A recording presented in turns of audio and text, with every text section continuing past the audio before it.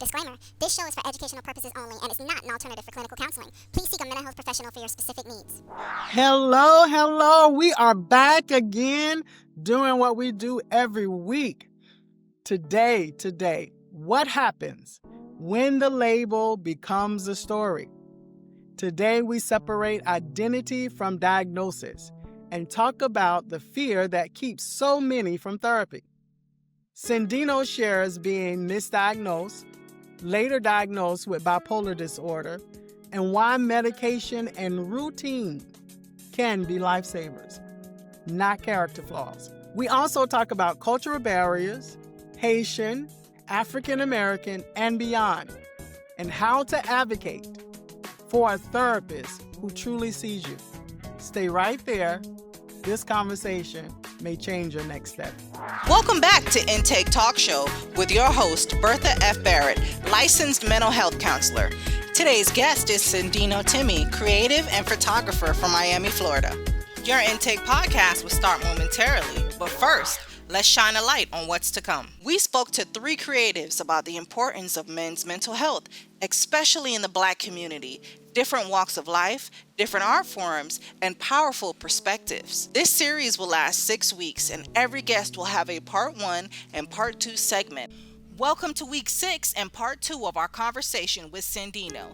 This is the end of our men's mental health series, but next week we will continue with more uplifting and powerful conversation. And now, your Intake podcast starts now. Welcome back to Intake. I'm your host, Bertha Barrett, and again, I am here with Cindino Timmy. Thank you so much, Cindino, for being so authentic in your conversation with me. There's something I wanted to revisit. However, when you talked about being misdiagnosis, with this misdiagnosis, and as well as experience depression, even earlier on in life, right? And ensuring that people understand that, diagnosis does not validate who you are, right? And I think that's what so many people fear. Many people won't come see a therapist because they fear diagnosis. First, I want to talk about that and tell people that often there are 2 things too, right? If you need a diagnosis, you need a diagnosis, right? That's it. I am a therapist who specializes in trauma, but I also struggle with anxiety at times because I also have my own history of trauma. And that doesn't define me. I define me, right? And I think that is key, but often telling people just to get over it, specifically with depression. How do you get over something that your body is actually going through? It's either a hormonal deficiency, right? Chemical deficiency, or it's how your brain has wired itself. And so depression is not something that you can just get over. Oh no, we think it, man, you're just too sad. Girl, you're just sad all the time. Just get over it. Like, why don't you just, shake yourself, right? But that's not something that you can get over. And it's important that people understand that. So I want to talk to you about this idea with the diagnosis, for one, okay, with bipolar 2, and that is, have you ever been judged with, sharing your diagnosis? Because again, I don't as a therapist, but I can tell you, I have family. I hear him and he just does something to my skin. Every time they just say, "Girl, you act like you both bipolar," right? Because we use these terms so loosely and don't even understand what bipolar is, right? That you have these up and down modes, right? And you can't control it unless, you learn how to routine, and there are certain things that you can do. You got to have a routine. Medication helps. But even the person that's experiencing it, it's difficult for them. And so just kind of throwing out these terms where you are like you bipolar and not understanding what bipolar is, that's judging people. And again, what we do is we're constantly reinforcing this idea, stigma, right, around mental health when we do that. Have you ever found a time in your life when you were judged around, being depressed or something like that? Someone judged you? Absolutely. I had a friend of mine, unknowing, he didn't know. But I was just in one of those ruts. And when I tell you, it's a very engulfing thing. It's not like I lost this game and I'm sad. And it's just a day in, day out cloud is over you. It really paints everything. Like I would be going into a depressive state, and once I became a little bit more aware, I'm like, man, I have the same problems that I had yesterday. Why are they so heavy today? Mhm. And I just hear like the logical me that's like, nah, it can't just get smaller and smaller and smaller and smaller. Until the pest version of me like takes over. So I had a friend of mine where I was in a low and we share a birthday, and I was coming around and he was like, man, like don't be coming around like with all that sad stuff. But I'm like, man, so like it really made me feel like it was like I would feel that I have to hide sometimes when I'm in a low so I don't affect other people because it's something that I'm carrying. Like it really permeates everything. All of my views end up being skewed, and it's not reality. Mm-hmm. Like when you're in like depression, like you take the smallest thing and make it into something else, or like your mind makes it like into something else. But yeah, like I definitely have had times where I felt I got that conversation, and then sometimes like you can be in a space like really negative, and like you're probably not that much fun to be around, like in that space, and you can feel it even if it's not said. Like maybe like in like reflecting or taking it back and like thinking about it. So yeah, so like I've definitely had that, but I've also had tons of support like this. Jesus. Beautiful. I love that. Okay. Support is key, right? Support is key. And you always want to remember to, again, diagnosis doesn't define who you are. So as a little girl, I remember this. And I'm mentioning this because I'm thinking about my beautiful granddaughter, right? I'm a Gemini, by the way, right? And so is she, right? And people always tease like, oh, that's just a Gemini. One day they good, one day they ain't, right? But I watch her, and she's very emotionally, she's emotionally sensitive. And some children are born that way, right? For me, I was a very sensitive child. I'm like, you could hurt my feelings just by giving me a look, right? And it felt like you were just stabbing me. Like I just struggled so hard. And I would cry a lot. And I remember them telling me, just stop crying. Would you just get over yourself, right? And oftentimes children didn't want to play with me because they would be too rough and they would say things and it would hurt me and I'd be crying and they think it's funny, right? And so I kind of grew up learning that, me being emotional was a problem, right? That was my message. That was the message that was sent to me. And so we have to be careful about the message that we're sending to people. And in that itself, it also made me anxious, right? It made me anxious. As a therapist, I can balance that and I have my own routine, right?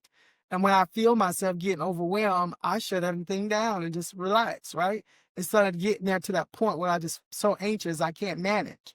But we have to be careful how we're judging people, how we're raising our children as well, because it has nothing to do with a horoscope, right? Some children are just born more sensitive emotionally. And I usually tell people too, that's not a bad thing. What it says is that this child know how to feel their emotions. Literally. Okay. We just got to help them balance out, emotional regulation, right? So that emotion is not so heavy. Okay. And don't judge them off of being emotionally sensitive, right? Because I'm still that way. Like you can hurt my feelings easily, but a lot of people don't know that because the way that I carry myself. But I've learned to regulate my emotions to a point that I don't let everything just crush my emotions. And that's also about self-awareness as well. You have to know who you are and not take everything so personal because it's hard when people are struggling with their own identity and then they project onto you, that keyword, projection. They project onto you and then it's easy to take that thing personal and start feeling even worse about yourself. And I struggled with that for years growing up, okay? This projection onto me, one, with colorism, okay? Because I was what they call high yellow child, right? And so I struggled with that. I struggled, with being this emotionally sensitive person, which eventually made me an anxious child, right? And so I had all these different things I was struggling with, and no one knew how to handle it. But no one ever talked to me about therapy either, right? Even after being an adult and going through more trauma, right? It never even crossed my mind, right? And I'd watch shows with people going to say they're going to see a shrink, right? Yeah. But you don't go see shrinks, right? I'd watch shows about it, but not one time did it cross my mind that after I was out of this traumatic relationship and now I was dealing with anxiety and all of these other things, to go sit down and talk to somebody, until one day I'm sitting in a psychology class. And I went, oh my God, it's like my mind was blown when I fell in love with psychology. Then I thought to myself, girl, you better go sit down and talk to somebody. And found it quite interesting. And it helped me out a lot. So my question to you, specifically with someone who is of Haitian descent, okay, what was the idea around therapy in that culture? Because I know what it is in African American culture. We just don't talk about that stuff. What was that like? Did you hear conversations around therapy, going to talk to somebody? Oh, no, that is never heard that. I don't even know how to say therapist in Creole. I don't think that we have a word Okay. for it, like in Haitian Creole. That is not something that you do. Right. So like I never really got any of that type of pushing to go see therapists and things of that sort. But like in the household, it was one of those things where it's like, oh, come on, man, just get up. Right. Or like sit upright. Like what are you doing? Like what's wrong with you? Or I mean, like I even as recently like was trying to talk to my mother about like my like anxiety and how bad it has been over the past few years. And I'm trying to tell her, like I'm showing her like how bad it's been. She's like, that's not nothing. Just go. You know what I'm saying? So, Yeah. So it's like, okay, I'm trying to open up, but I think like now, like with society, because it's a little bit more like my mother, from what I've learned and reflecting on like what my mom, like way back in the day, she might have had something going on like this. She was staying in bed for hours and hours all the time. I know she worked a lot, but so she might have had something going on. Like you said, like it's something that is physical, as far as having these different challenges. Right. Depression is something that's physical. Right. I'm talking to one of my friends. He was a doctor, and I was telling him about my journey. And he tried to go.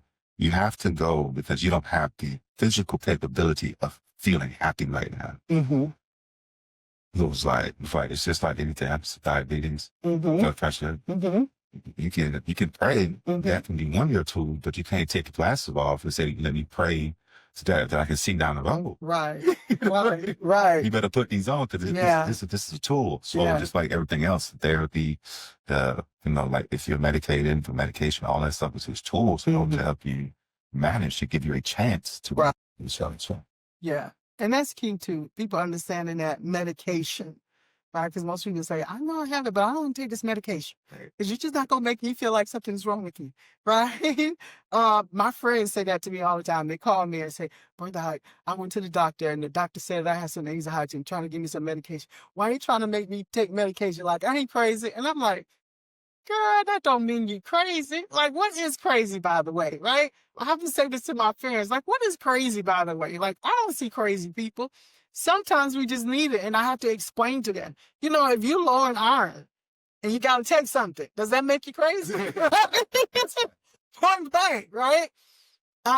But people do struggle with that, and I have family members, friends calling me like, Bertha, is there something else I can take? I always say to them, I can tell you something natural that you can take. It's going to take a lot longer to work, though, right? And it's not a guarantee it's going to help you.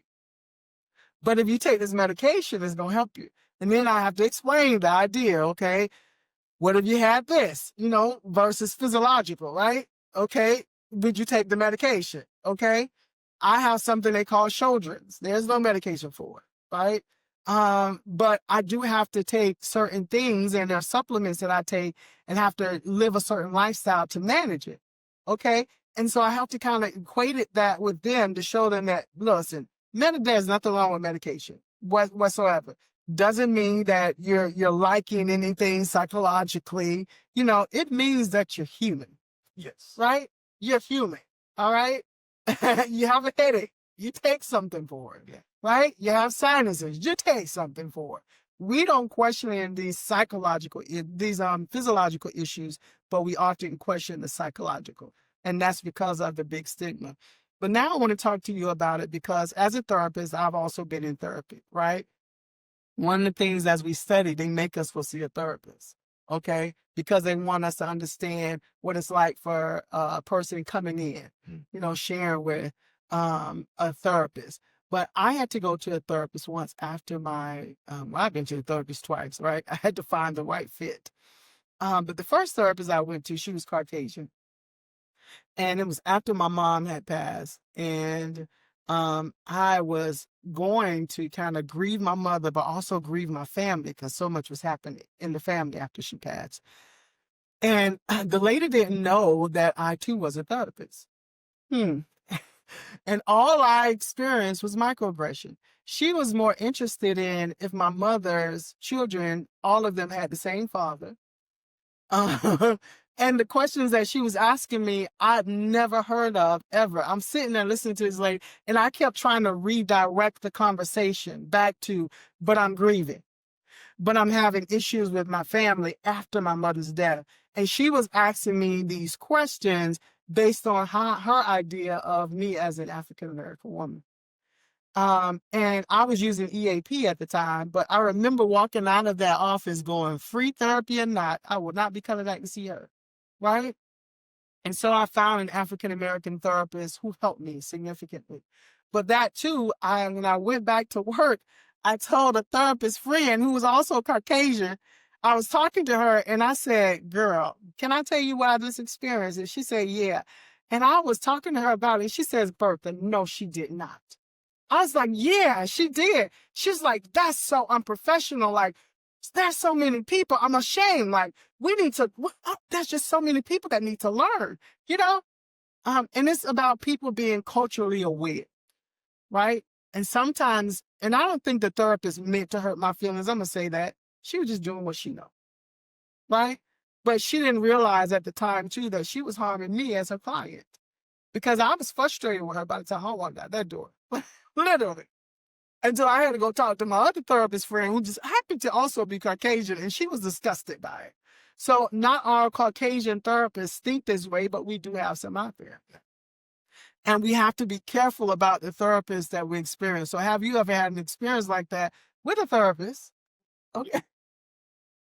Oh yes, oh yes. Say like I had a therapist, the gentleman, and it was so like with my daughter, like if I wasn't with my mother, so I was struggling with that dynamic I'm dealing with. And I'm telling him just about, you know, like the circumstance open that he would give me tools in order to be able to navigate the more difficult times with it and trying to manage and being in my daughter's life in a non-traditional family setup, you know, which was difficult. And he brought up something like, are you angry at women?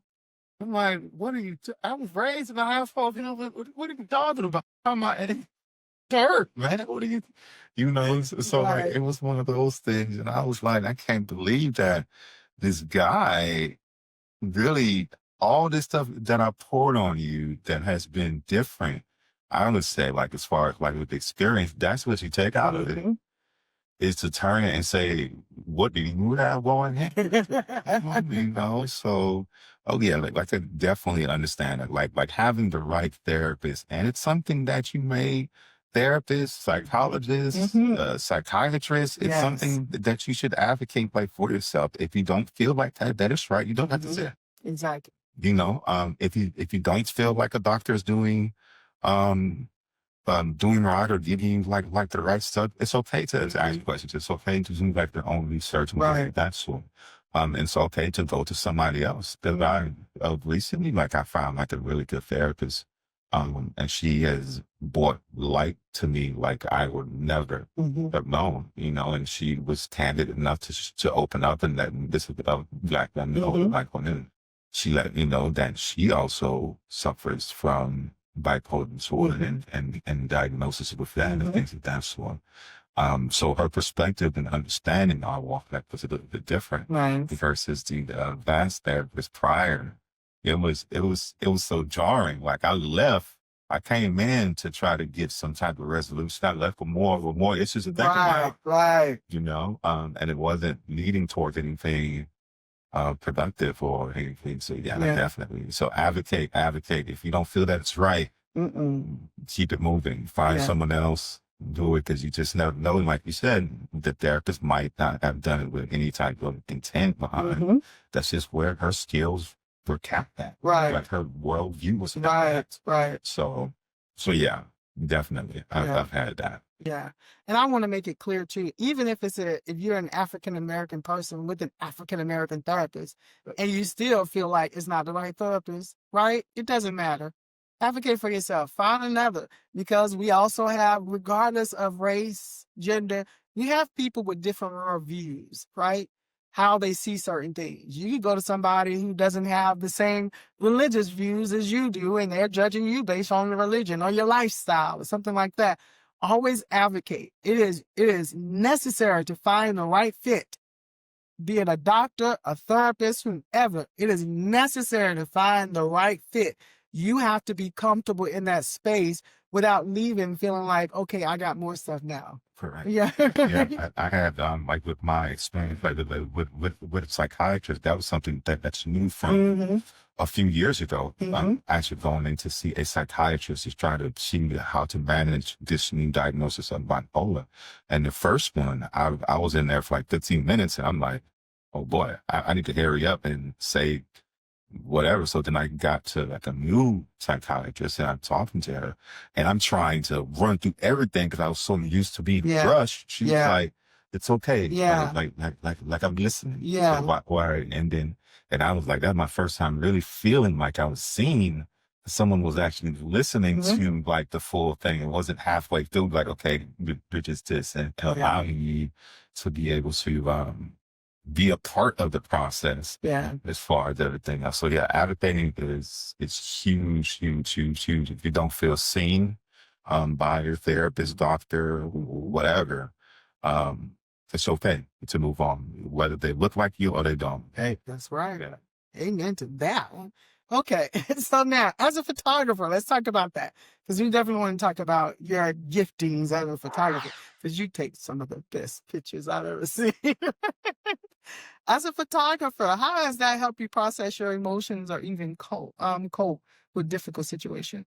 Like photography like visual arts had always been part of my outlet. I became enamored in it like when I was super young, and my cousin was a photographer, and I would take his camera, pretend like I'm doing a photo shoot, and I would get my sisters and I'll find mom makeup and have them put some makeup on, you know, like things of that sort. But like photography has played a very big role in me being able to express what I was feeling on the inside. The one thing about like when you feel so much, you almost know how to. I found that with my photography, I was able to make people feel what I was feeling through my imagery. So like with weddings, I would always hang out like with her to just give the gift, like the essence, and say, wow, that's happiness. And I know if someone else looks at this, they're going to say, wow, I feel happy too. And I've also used photography, like when I've been on the lower side, during the Mike Brown time and Trayvon Martin, that was a very trying time as far as being a Black man. It's like, wow, like they really, I'm like, we knew it. Right. But now it's being televised, and it's okay. You know? So like I like went out to a protest. I'm like, man, I need I want to be able to tell our story. Because I have something to say. I think I can leave like something behind. And I went out there and just and just took on all of the emotions of what was going on and all the protesting and the blocking of the highway and things of that sort. And I'm at home and I'm sitting there and I'm in one of those states where I'm hyper emotional, where like the smallest thing is like, oh my gosh, like I want everybody to feel these energies. And I just made it through. I took it down all the way to like a blue tint so they can feel it, like that coldness of it. And I was like, if I can feel it, I know somebody else is going to do it for 10 times. So like I used that as an outlet, and with that exhibition, I had nowhere to show it, but then, like my high kicked in. So now I'm knocking on everybody's door and somebody's going to do this, or like I'm going to get a U-Haul, I'm going to park in the middle of the street and I'm going to have my show. Right. It's either that or somebody give me a building. It's unfortunately somebody was able to give me a building to host my first show and being a permanent collection for the Black Archives of South Florida. Oh, I love it. It's pretty cool. Yes. And I was part of Art Basel, Art of Black Walk and things of that sort. So it has definitely given me the ability to have an outlet, not just for my healing, but also allowing me to build community and allowing others to have a space to heal as well, which was very important for me. Yeah. So yeah, I've used it in many aspects. I'm a very emotional shooter. So like if I'm not feeling good, then everything is gonna kind of read that type of way.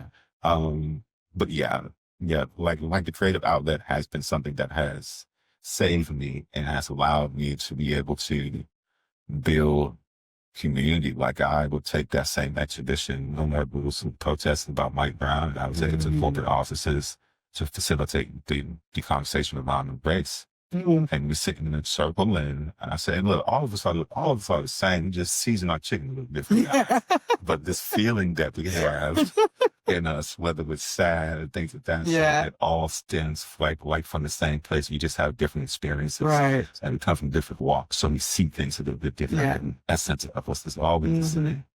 So yeah, I have used my creativity to the umpteenth power, and it's helped me build community, to have an outlet to put right how I feel, open conversation, perspective, things of that sort.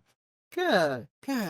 Like you answered like 3 questions I had for you around that. You really did. Storytelling, creativity is key. And it is a great coping skill, right? And it does allow you to build community because support is necessary, right? We all need a support system. And creativity is a great coping skill. And I often encourage people to use whatever creativity they have. Some people say, well, I don't have any creativity, Bertha, right? You always have something creative. Yeah. You just got to find it. You got to search for it. We're all creative in some way. Yeah. That's something that I always, like, that was one of my points that I always speak about, like with my exhibition. I would say, like, all of us are creative, like to some degree, because what you can do with numbers, I can't. Yeah. So you have the ability to pull it together and do this different thing. So that in itself is a sense of creativity. Yes. Not just crayons and colors and photography. That means like creativity. It's writing. If you can write, I don't know, like a law something, like a certain type of way, that's a level of creativity. Right. Whether if you're using like your hands and building, like you're still a creative person, although the person came to you versus somebody else. Well, you got hired for somebody else because of something that you do unique. Right. And all of us are unique in a sense, and that's where our creativity takes hold. Yeah, and it gives us a way of expression, correct? Because we are expressive beings, right? This is why we have all these emotions, right? We are expressive beings, and it's important that we have an outlet, a way of expressing. And if you need to see a therapist, see one. Okay. Yeah. You have a lot of stigmas, but it's okay to see a therapist. And there are great therapists out there. Different race, different gender. There are absolute great therapists out there. You just have to find your fit. Okay. Before we end, is there something that you could say to men about the importance of mental health? Man, I'll say, fellas, just know that whatever you're feeling, you are literally not alone. You can probably talk to your circle of homies and just bring up one thing, and all of them gonna hit you up on the slide like, "Yeah, man, me too, man. This thing was really bothering me." And just be okay with not being okay, not just sitting in it, but actually being able to do something about it when you have the energy to do so. Sometimes working on those not so good times, meaning working on them when you feel good, in order to be able to build a system and things of that sort. But do not just stay silent, because emotions, I know, like, I grew up thinking, um, as a man, that I can think my way in and out of any situation. But you can't think your way out of emotions. You have to experience them. And if you try to think your way through them, all they're going to do is linger. And the one that you don't want to linger, you're going to have to learn how to navigate it. And that'll give you more self-awareness in order to be able to handle the next situation. Because all of us are different. I know we can have this broad kind of off and on thing, like with society, as to what a male is or what a woman is, but really life is like an equalizer. Sometimes relationships can be high, work is low, and but you want to balance out that sound of life. But definitely, fellas, get out there. Don't be afraid to talk about the way that you're feeling. There's no such thing as an invalid feeling. Feeling is just that, it is feeling. And allow yourself to be human. Because carrying that weight, man, we build to be strong, but we're not everlasting. So we don't want to be able to carry that, because then we won't be able to carry or be able to help lift all of those that are around you, family wise, whatever you're trying to do. If you can't bear like your own load. So just take your time. Take your time, get out there, speak, please open up to the homies. You will be surprised how many of them can have some of the most similar stories. You don't always have to just sit and talk about tangible things. Sometimes talking about our emotions can go a long way. So build that community. Don't be scared, but I love it. I love it. Do I have just a second to ask one more question? Okay. So, if there was something that you could say in Creole to help people, what would that be? Okay. So my Creole is new. That's how they say it. So it's not as fluid, but si te ka di moun ki gen problem, sou gen problem care, sou gen problem avec famille, sou gen problem avec mental health, just I'll parler avec un moun. Parler avec un moun, di ki sa ki a ba problem la, and from me to bagay, just parler avec un moun. I told them just to make sure that they get out if they have a issue, whether it's family, no matter what it is, to get out there and just speak to somebody about it and not stay silent. So get out there and parler. That's what parler and speak. Yeah, parler. All right, I like that. All right. Okay. Dino, can you tell our viewers, our listeners, how can they find you? I'm on all social media platforms. You can find me under my name. My name is pretty unique. So it's Cendino. Last name is Tene, and I'm on Instagram, Facebook, you name it. I'm on them. Although sometimes I stray away from them for my mental health, but I am there, so you can find me there. Okay. All right. Do you have a website? I do have a website. You can check out some of my work, with my photography, at www.cindinotene.com. That's the spelling of my full name. I'm pretty sure it'll be somewhere in the description. .com, and you'll be able to see some of my work, and hopefully then somebody can hire me to get home or something. I love it. Yeah, he's a great photographer. I'm telling you, go check him out. Absolutely great. Last, I promise, my producer. Last question. Okay, I promise. All right. If you were to create a photo series on men's mental health, what would that look like? I've thought about this. So a series that I want to do is a silent series where I would have audio, like the idea was during this may be like a little bit heavier, but having men come in and listen to the audio of the George Floyd, like thinking like when we went in, because as a man, like hearing him was on the line crying for mom, that ripped everything out of him, and being able to have a man come in, just sit there, say nothing to them, don't direct them, just have them sit there in silence and play some of this audio and get the visceral reaction of that emotion out of it. Because although like this might not know somebody, that fear of being in that same position is there, you know, because as men, we can feel so disposable sometimes. You know, you can feel it's easy to feel worthless. So having something like that happen, it's like, oh my gosh. Like I would love to be able to capture that emotion so somebody else can see it and they can feel what I felt. Yeah. And what this person is feeling. So yeah, that's what I thought. I love that. Oh, I can feel that. Yeah, my goodness, I can feel that. I love it. I love it. Thank you so much, Dina. Thank you for your authenticity. Thank you so much. I appreciate this interview. And my hopes that it will help some people out there, right? People will listen. Thank you for watching. Thank you for listening. And if you want to hear more conversations like this, subscribe, follow Intake Talk Show. But until our next show, I want you to always remember to continue to talk about mental health and how to make yours a priority. Good job. I'm sorry, like about the water bottle. I saw it. I'm like, No worries, Dino. We'll take you from here. Thank you so much for watching Unspoken Wounds, Men's Mental Health Through a Creative Lens. This concludes our 6 weeks Men's Mental Health series. Thank you, Boogie, Lawrence, and Cindino for joining us on this important conversation. Next week, we'll begin a brand new topic with Shane Quinn from Ireland. Don't forget to like, comment, subscribe, and share. We'd love your feedback. Feel free to visit us on our social media platforms or make a comment in the comments section. Once again, we thank you so much for watching Unspoken Wounds, Men's Mental Health Through a Creative Lens.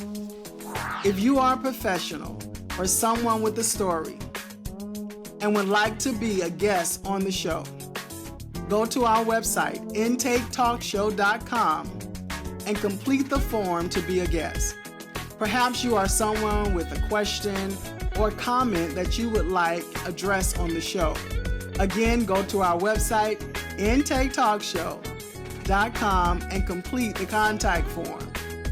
I hope to see you soon. And remember to continue to talk about mental health and how to make yours a priority. Don't forget to follow us on our podcasting platforms. Join us next week for a worldwide conversation on mental health.